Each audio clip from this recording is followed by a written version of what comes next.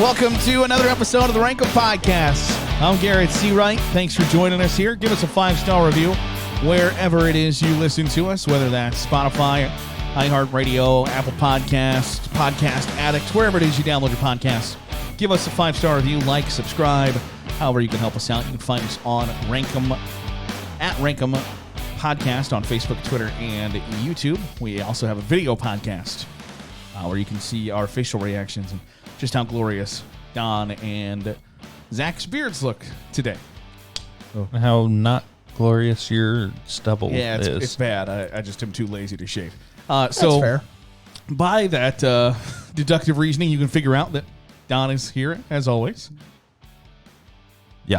As is my younger brother, Zach. Hey, how we doing? So we are back for another episode of the Rank 'em Podcast today, and we are glad that you have joined us.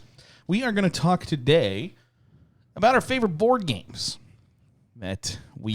B-O-A-R-D. The board, not board games. Right. So games that feature a board. Yep. Those are the games that we're going to talk about. With pieces that move around sometimes. Sometimes they don't. Sometimes they're stationary. Sometimes they are. We don't know each other's lists. We don't. But we do know that their Dungeons & Dragons is not on my list because that's not technically a board game. I don't know enough about it, Right. whether it is a board game or not. Like, I'm a loser. I'm not quite that big of a loser. You don't have to be a loser to play it. Look at me. Is there a board? Sometimes. Usually. If the dungeon Typically there master is. allows there to be one. Pretty much. You can play without a board, but it's all in your imagination. But there are boards that you can play around on. Gotcha. Typically, I play on a board. So does that make you like? Does the average D&D player play with a board? Or I would say so. Okay. I think that makes it a lot more fun because then you can tell there's only certain places that you can move, and so you can figure out where everybody's standing that way and where the bad guys are that you have to hurt. Gotcha. So Who you're trying to pickpocket from. But that is not on your list today. No, because it was decided that it wasn't technically a board game. I don't know that we decided that until right this second. We decided beforehand. You might have decided. It's not on here. Okay. Otherwise, it would be firmly at number 1. Gotcha. Wow. All right. Big. Firmly. Without, leaps and bounds above any other Really? board game on You here. feel that strongly about it? It's probably the greatest game that you could play. It's so much fun. Oh, well, apparently Don's never played The Floor is Lava. That's it. I'm going to watch that Netflix series, but then every time I think about it, I'm like, I don't want to watch this Netflix series. All right. Let's dive into our rankings. Zach, you're the guest. You are number 5 today. Number 5 for me is Battleship. It is a game of strategy, and if you're as dumb as I am, there is not much strategy to be had there. It's a game of strategy unless you don't have any strategy. Unless you have no stupid head. Because the last 3 times I've played Battleship, I'm like, I'm gonna mess with them and put them in a square. They'll never get that. They get one hit and they're just going around the circle, Right. and you're just like, oh, cool, I'm I can't boned. miss. Yeah. But I love Battleship. It's just a fun game to play. It's simple. It is. I love all the variations. You got battle shots, where you just have alcoholic beverages lined up on a pizza box, more or less. But the movie based on the game, whoever decided that needed to be a thing is a moron. But I haven't seen that one. let me tell you, really- even Liam Neeson's gonna save that bad boy. It's probably if you have nothing, it's better than watching Dora the Explorer, the movie. Gotcha. So if you I have, didn't hate Dora the Explorer movie. Didn't hate it. I did not hate Battleship, but it's so but the only dumb. thing it shares with the video game is that Or the board game. the only thing it shares with the board game is the title and one thing at the very end. Yeah, And that's it. So it's it's bad. not worth not watching, but Gotcha. I mean, Rihanna's hot, so that's kind of a reason to tune in. But there you go. Yeah, if only there was literally any other way I could consume her pictures. Or, right, it's a damn just shame. If there was a Anyway, Google. so I'm gonna have to stop myself. Like Battleship's a decent game, but I immediately, as soon as you said Battleship, I wanted to shout, "Are you 12?" But like almost all of these are like, Say, like we're board doing board games. So Don, Like it was something I had to stop myself from shouting. But what's your number 5, Ben? so number 5 on mine is, I'm going to say it's pretty much the exact opposite of Battleship in that it's chess. Ooh. In that you have to, if you want to have any chance, you need to have a strategy in chess, and the other person can see where your pieces are. That's fair. That pretty much is. Yeah. So, yeah, I enjoy playing chess. I don't get to play it very often, much like a lot of these things on here. Mm-hmm. Not a lot of people have a chessboard anymore. That, like, do you have a chessboard? No. I don't either. I'm assuming, Zach, you don't. I have one at Dad's, but not at my house. Like, it's just, you used to be able to go and there's just like chess set up on a table in the corner and you'd be like, Let's play chess. let's go waste 10 minutes. So one time, there was an open house for an extended member of our family's former house that was this massive house in the middle of nowhere. Like, it's crazy to think that a house that big exists there. So me and Garrett went and checked out this house, and we went down in the basement, and there was a chessboard set up in the corner. And Garrett's like, "You want to play a game of chess?" I was like, "You want to lose a game of chess?" And he was like, "Please, I'll beat you." So we sat down and in the middle of this open house played a game of chess. And Garrett made like 3 bad moves in a row, and I beat him. And I was like, "You got bested." "I did not get bested. I had made a series of bad decisions that led to my downfall." You're right. You were not better than me. I was better than you. I beat me. All right. I beat me. Yeah, he's very adamant that he did not get bested. I didn't. My number 5 is the game of life. I dig me some life. I like the little plastic cars. I like the little plastic pieces that go. Little plastic kids. Little plastic kids. I like the split level house that nobody ever wanted, but you always got somehow anyway. And you're always trying to be a doctor, and instead you're some janitor or something. You're a teacher for $80K a year. Right, yeah, like, wow. Which is way more than real teachers, right? right? Is this Canada? But no, it's fun. It's quick. It's easy. It's painless. Nobody gets nobody's ever had a family fractured over the game of life, and you can't say that for most other board games. I always get in an argument over the game of life. Yeah, Really? when you're playing life competitively, I don't think there's a way to play life competitively. That's the only way to play life. The game of life or the life? Board game of life. You don't have to think- be competitive about. I don't think so. But I mean, the only time I ever play it, and the only time I play most of these board games, is when I go to Mansfield to visit Reese. Mm-hmm. They have a bunch of board games, and he doesn't typically get to play them unless I'm there, and kind of vice versa. So we'll play some, and usually we've had some consumption before we play of the alcohol. So you get a little sassy. A little sassy. All right. Well, you might want to cut that out. Can't. Because getting sassy over life is a bit much. Every other game I think on my board, on my list, I think it's okay to be mad about. Life is supposed to be the mellow board game. Is it? Yeah, I think so. Oh. Life and Candyland, which Candyland is like Chutes and Ladders. Candyland is like the game you teach like 4-year-olds how to play board games on. Teach them how to cheat. Well, all right. So that's my number 5. Zach, what is your number 4? My number 4 is Settlers of Catan. That is I don't like the way you say it, but I can dig Catan. it. Yes. Settlers of Catan. Settlers of Catan. Zach's like Settlers of Catan. Settlers of Catan. All right, concrete. Settlers of Catan. Basically, you start out with Settle Catan. So like there's a big old map. Got it. And you try to build up cities or settlements and have the longest road and the biggest or the most settlements and all this stuff. And basically, you are trying to gain enough victory points to win the game. Because I've never played it. I have no idea. So the map is randomized each game. Yeah. And so there's like, you can each tile has a resource piece. It can be either wood or wool or rock, maybe water. No, it's wheat. And so you've got like those 4 resources. And in order to build roads, you need like You need like 3 You need, clays and 2 woods. You need clay and wood to build a road, but you need to be able to get wheat to get food. You need to be able to get wool to do this. And maybe you only have access to, because you can only access certain parts of the map until you move your character or your homestead, or create a new homestead, but you had to build a road to get there. Yeah. So you have to trade. You're like, I have nothing but woods around me, so I will trade you 5 pieces of wood for 2 pieces of wool.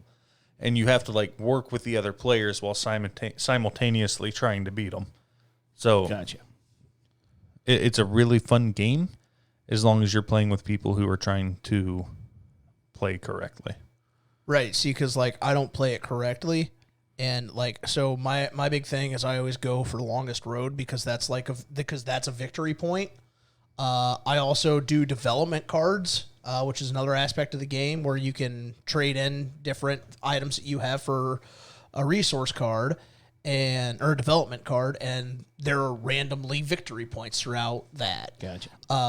And so my general strategy when I play is try to pick up the oddball victory points, because you can come from out of nowhere with it, more or less, because you don't have to show that development card. So you can be secretly sitting on 7 points and nobody will know it. I think you need 10 points to win. Gotcha. Also, that and my general strategy is to make sure Alex doesn't win. Your good friend Alex. Yeah. Right, that was last time I played. That was Mad Pup's goal, was to not let me win. Yeah. Just stop trading with me. Good friend Mad Pup. Oh no, I still trade with Alex, but like my No, my whole goal Not is after just that like game. don't let Alex win, because like Alex gets super riled up that I do everything in my power to not let him win. He offered me an unfair trade. I said no. He was like, well, then fine. I'm never trading with you again. And so then Marcus just ran away with the game. So we were not good friends after that game. Gotcha. So that's Zach's number 4. Don, what about you? So number 4 on my list is Clue, the game of murder and solving Murderer. So, But like I said, I'm very competitive, so it typically ends up in a game of murder. And the real cops have to show up and be like, okay, so it was Don in the living room with the butcher's knife. What gave you that idea? Well, you're holding the butcher's You're knife. holding a bloody butcher knife in the same room as a dead body. So yeah, I mean, kind of like Zach said, you have to figure out. They hand out like random cards, and then you have to figure out who done it by essentially searching the house and finding whether or not stuff is where it should be. Like you look at your hand and you're like, oh, I have Mrs. Peacock and Colonel Mustard, and I have the candlestick, so I know none of those people and that weapon didn't do it. So you have to try and figure out what's in the little CIA packet in the middle to figure out who done it. Who done it? And then when you're right. And those games, what's crazy about them is they might last 2 hours, they might last 20 minutes, and somebody guesses it right. Somebody's got it.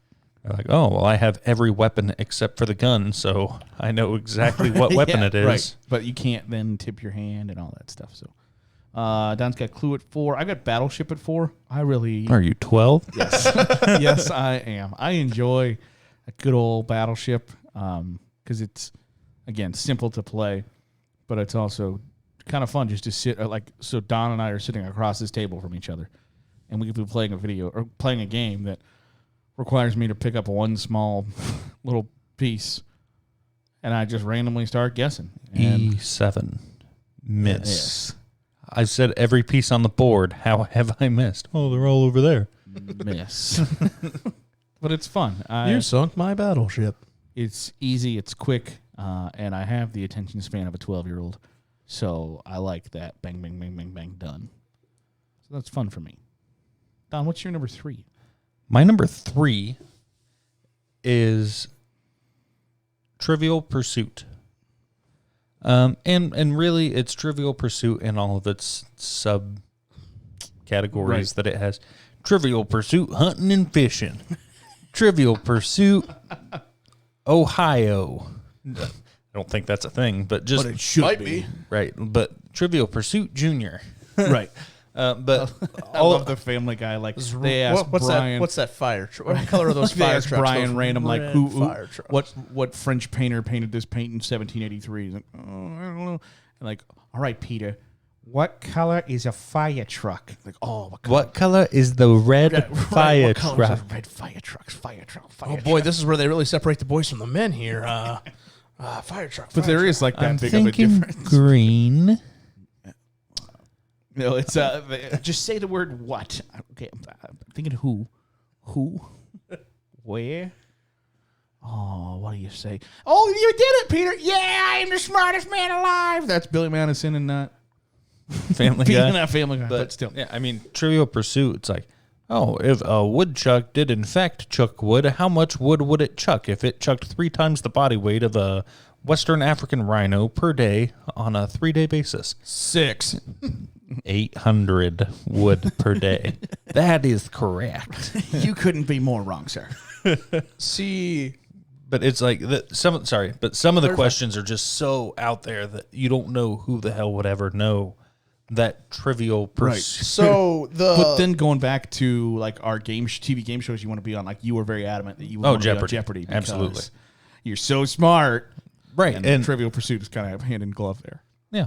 I mean, I really enjoy Trivial Pursuit. the version of Trivial Pursuit that like we had the greatest access to growing up was our grandparents had a Trivial Pursuit Genius Edition. So all of the questions were just out from left field. And you're just like, the atomic mass of hydrogen is 1. Oh, I never had any problems playing that game. That's because you're a genius. Well, that's because you were playing the red fire truck game. I just didn't tell you. Say we just didn't tell you. What color are those red fire trucks? So that is Don's number 3, right? That is correct. I lost track. My number 3, I've got Risk. Dig me some Risk. It is fun.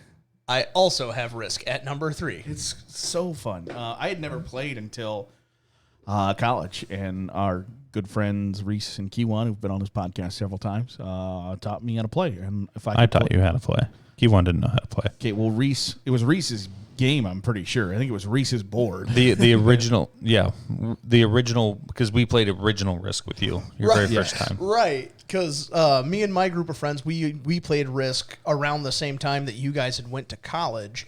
And I said that Corbin had a Risk board, and you're like, hey, do you think like he'd let us borrow it over Christmas break so like you, me, and Don could play it? I was like, yeah, sure. And I show up with it, and it's an updated version of Risk. You're just like, what the hell is this? Where's the cardboard whale? I don't remember that much of the game. I haven't played in a long time, but I would love to play Risk right this second. I would love to play Risk virtually any time that I've got free time. If you got 2 other people and they want to play Risk, let's go. So I got Risk at 3. We'll talk about Risk later. I'm sure we will. So that is my number 3. That's Zach's number 3. Zach, what is your number 2? My number 2 is Clue. Like Don said, it is that fun murder mystery. It's a good old fashioned whodunit. It's got Tim Curry in it. It's got Tim Curry in it. He plays the butler.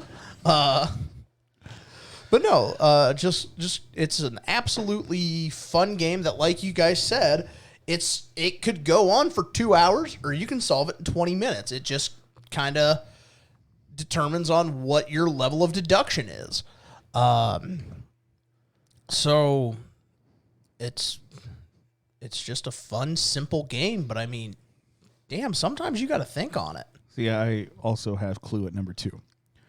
And This is terrifying. It is because Do you have Clue at 3? I had Clue 2. I Clue too. Are we on 2 already? Yes. Okay. Because we had the same Okay. 3, and apparently now we have the same 2. I love Clue because it doesn't require me to work with anybody else. Like it requires no cooperation Right. from That's anybody fair. else on the board. That's fair. Like I can independently win and I can independently lose, and I will sit here and toot my own horn. I'm the baddest. Like I'm the best Clue player of all time. All right, I'll just beat your ass into the ground when we're playing Clue. All right, so Do you have Clue? we gonna do. say. If you want your ass beat in Clue after we get done with this podcast, I will beat your ass in Clue. We'll hang the camera I up thought above about- I us. thought about that. Like, I put was- it down and we'll play a game of Clue. Before the podcast, we were sitting here talking like we should just go live and do this or on Facebook or whatever. And I was like, we should just play Clue live. I thought like let's just play Clue or Monopoly live. And I think we can make it happen. You can go down. I mean, you won't feel good about yourself going home. You'll sulk all the way home. Like, wow, Garrett just beat my ass. beat me into the ground with Clue. I love me some Clue. And there is more to piggyback off that in a second. Don, what is your number 2? So my number 2 has been mentioned already. It is Settlers of Catan. There are a bunch of different like add-ons to it as well. I've never played the add-ons. I've only played I never have the either. original one. But yeah, I really enjoy the Settlers. I enjoy Settlers of Catan, and I mean we've kind of already talked about it, and like we've explained the game to everybody, so I'm not going to spend too much time on it. So I get that. It's hard to explain because the board is so oddly shaped. It's hard to explain the game. It's like hexagonal. There's like shaped. 16 hexagons inside this board that can just randomly appear in anything. So And you got to work around it. yeah, you got to build roads in between it. And Right. Gotcha. And then like you can like on the outside rim there's ports, and if you have control of a port, then you can travel to another port. right, you can travel to another port, but then also if you have control of a port, you can trade. So if you want a resource but you don't have it, you can trade like 4 of one resource for another. So you Like can trade say, 4 wool. let's say you have a monopoly on wool, and you will not give me any wool. I need wool. You won't give me any. I can get control of a port, trade in 4 wood for 1 wool. Well, no, you can at any time you can trade in 4, but if you have control of a port, it goes down from either 4 to 3 or 4 to 2, depending on the. I think it port. depends on the port. Yeah, it depends on the port.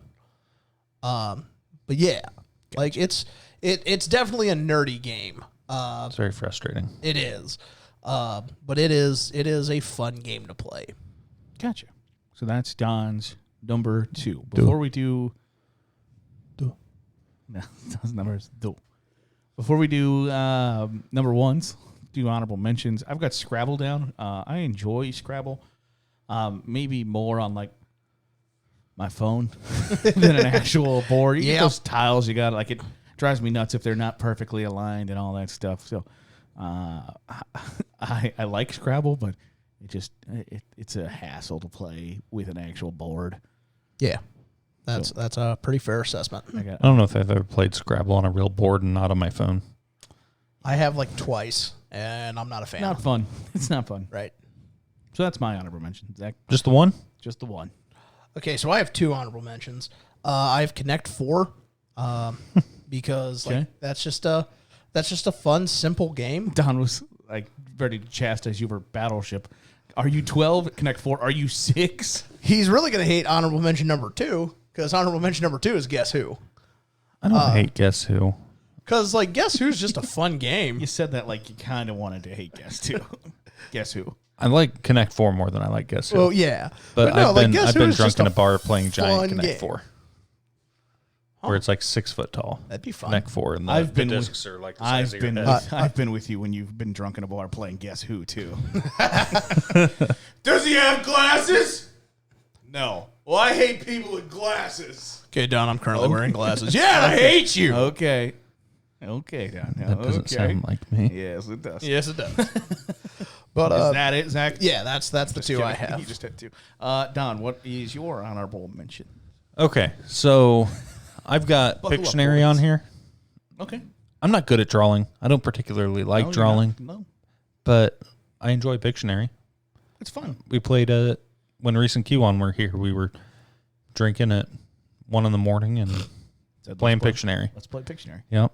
Well, we went into my board game closet and we're trying to pull stuff out. And it's like, I got Pictionary. Yeah, that's fine. Yeah, let's do it. And Kiwan, being like the graphic artist, design person he was, was so bad at drawing because I don't think he can draw like quickly.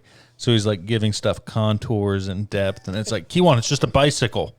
You only have 20 seconds left. There's a great Simpsons joke about Pictionary where they're playing, all the adults are playing at the Simpsons house, and Kirk Van Houten draws something, and it's like, it's dignity. Wouldn't you know dignity if you saw it? And then they're like, well, how would you draw dignity? He hands the marker over to his wife, and they don't show you what she draws. They just show her drawing, and everyone goes, oh, dignity. I would have got that. See, I just always love that episode of Family Guy, and the guys, Jackal? Is it a jackal? Is it a jackal? Jackal. If it wasn't a jackal the first time, it wasn't the jackal the 1,000th time. God. Okay, I'm gonna speed through the other ones. Game of Life we already talked about. Yeah. Gestures, which is just charades, but it has. Bought it at Aldi. No, I mean we've had it for like over 20 years. We've had it since I was like. Yeah, Aldi's been around since the 40s, Don. A wee lad. So it's like you pull a card out and you have like the action cutscene thing that they have, the marker for movies. Yep. And inside of that, there's a timer. So you have to like act out the stuff that's on the cards before they fall through the cutscene board. Gotcha. And then you get points based on that. Gotcha. And then I've got on here that you guys don't, because I'm pretty sure that it's going to show up on your lists, is Monopoly. And it's only on here because it has to be. I hate Monopoly. But don't you love to hate it? I enjoy the idea of Monopoly. I hate the execution of Monopoly. So please go ahead with your number ones. I have a Monopoly number one. I also have Monopoly at number one. Because everybody's played Monopoly. Right. And everybody's been pissed off about Monopoly. Right. Everybody has spent like, don't fucking talk to me after a game of Monopoly. And it's the exact opposite of my number two. I love Clue because you don't have to work with anybody. Monopoly, you have to work with everybody. And if you're going to be a cock knocker, it's going to be a long night. Yeah. And I'm going to be a vengeful dick. So if you want to fuck with me, you can fuck with me. It's not going to be a fun rest of the night. I played Monopoly a couple months ago at Reese's and won and hated every minute of it. See, I'm offering you a fair trade. Oh, Give me fucking Reading Railroad. And nobody ever wants to trade. Like, no. All give I'm me gonna $1,000 on top of that. No, I am meeting you in the middle. I am like, it's pissing me off that I'm being willing to give you. Why this am deal. I giving you 2 light blues for the electric company? Just gimme. Because they're going to give you the power. No. And then, I mean, I got. And everybody's got different rules. But then I got Park Place for pretty cheap, and then he landed on. I put 3. Hotels. I didn't get to hotels. I had houses on Park Place and Boardwalk, and he landed on them, and I just started raking in money. Like it was the first time I'd ever owned Park Place and Boardwalk with houses on them, and someone landed on them, and they landed on them like 3 times. The one time we played, Garrett had control of like literally half the board and was just completely like cash broke. And then he was like, "Oh man, like I don't know how the hell I'm going to pay for any of this stuff." And I'm like, "Hey, shut the hell up, because in 2 seconds I'm guaranteed to land and you're half of the board. You're going to make some money." And then like the next like 3 turns, I just rolled like small numbers. So I was just boned in his half of the board. And I was like, "You took all my money. Shut the hell up." But once, like the first time I play it with producer Ashley and I went on vacation to a couple friends' house in Florida the week between Christmas and New Year's, and I think we played Monopoly every night because I was like, I got it once in my veins, and I'm like, we gotta play again, because I lost the first night, and I was like, I can win, and I never won, I don't think, but it ended up being bad that like on like New Year's Eve, we're like, do you guys want to play Monopoly? No, I do not want to play Monopoly with you, but it's addicting. Once you actually get that board out and start playing it. No, it's so not. simple that you're as soon as I started that game, I wanted it to be over. Like I was ready to concede and go start fucking off doing something else. I hated every minute of it. I understand. I mean, I get it. But I didn't play it as a kid. Like we didn't play it that much in my house. And if we did, I was immediately beaten and out. That's probably why I don't like it. But if I get pissed like playing Risk or Clue or Battleship or anything else, if I step away for just a little bit, like, all right, okay, like, do I want to play some more? No. When I get pissed playing Monopoly, I'm like, let's do this. Let's run it back. We're doing it again. No, that just took 2 hours. Don't care. Run it back. We're doing it again. What do you got to add on for Monopoly? Nothing. I mean, yeah, so say it's pretty well been covered. So Don's number one fun. is My number one is Risk. So I started playing Risk probably senior year of high school, with our friend Marcus and his cousin Paul. We would play Risk like multiple times a week, essentially. Like, I think it was over Christmas break, and I'd go over to their house, and we would play Risk from like 8 o'clock at night until like 2 o'clock in the morning. Probably play in that time period maybe only 2 games of Risk. Right. But we were playing Risk Right. for a non-stop amount of time. And it was just the 3 of us. With Risk, with like 4 people, I would say is pretty ideal. With 3 people, it kind of depends. And my strategy is, and we didn't play normal Risk. I never learned how to play normal Risk, which is easy once you know how to play the other ones.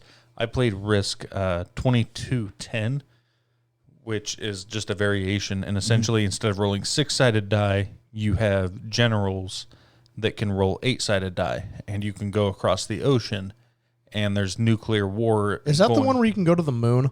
You can go to the moon, but we didn't usually play with the moon. Gotcha.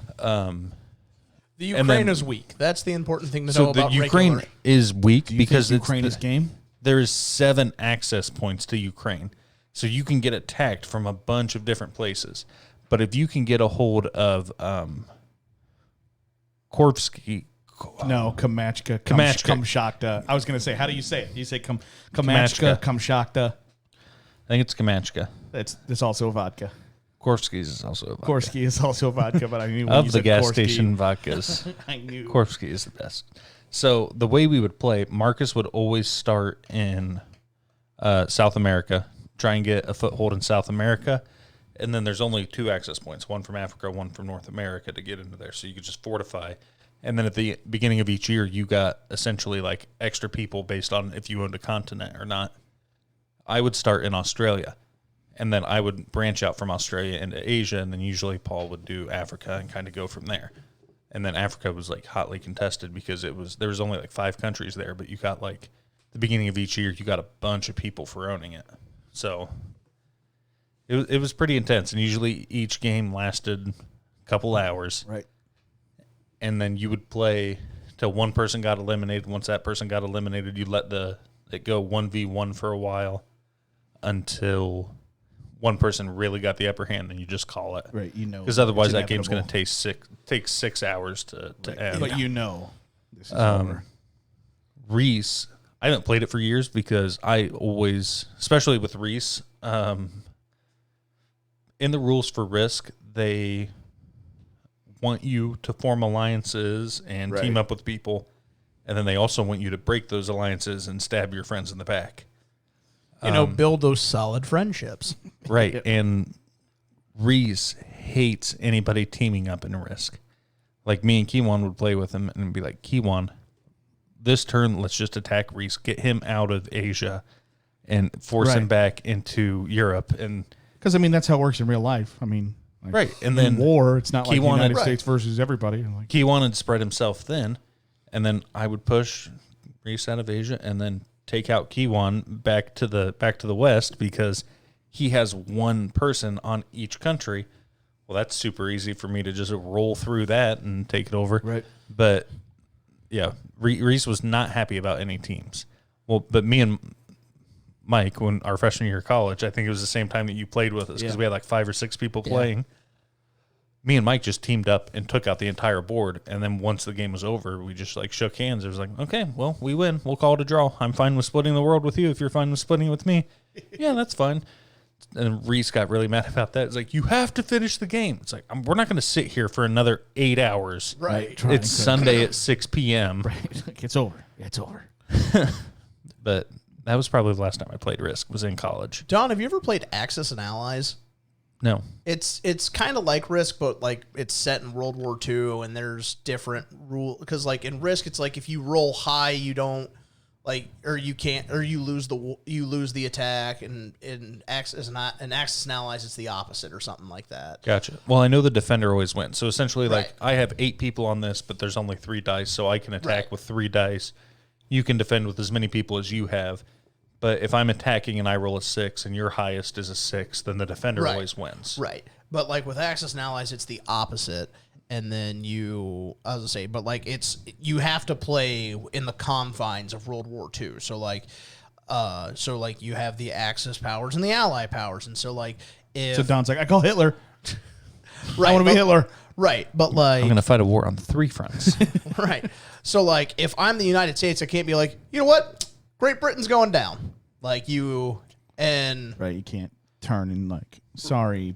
Right, but you know what? Nazi Germany seems to have it together. I'm going with them. Like, and Somebody clip that. Yeah. I would really prefer if you didn't. I was like, for my career, Right. I would love if you didn't do that. So those are our favorite board games. We'll probably tell stories about the angriest times we've ever played these games with NSFW, explicit language, full frontal, in the reaction show. So Let you've us got- know if you want us to play a game live on Facebook or Yeah, something. we could set that up sometime. We're playing, or if you want to see Don cry, we can play Clue. And I just, I mean, we're playing Clue after this while the hockey game is on in the background. no, that is not how this is going to happen. So follow us on Facebook, Twitter, YouTube, at Rank Up Podcast. We are available wherever it is. You have your podcasts, wherever you download. Give us a 5-star review wherever you listen and help us out. We certainly appreciate it. Zach is on Twitter, at Zach Seawright. Send your hate to him. Don is on Twitter.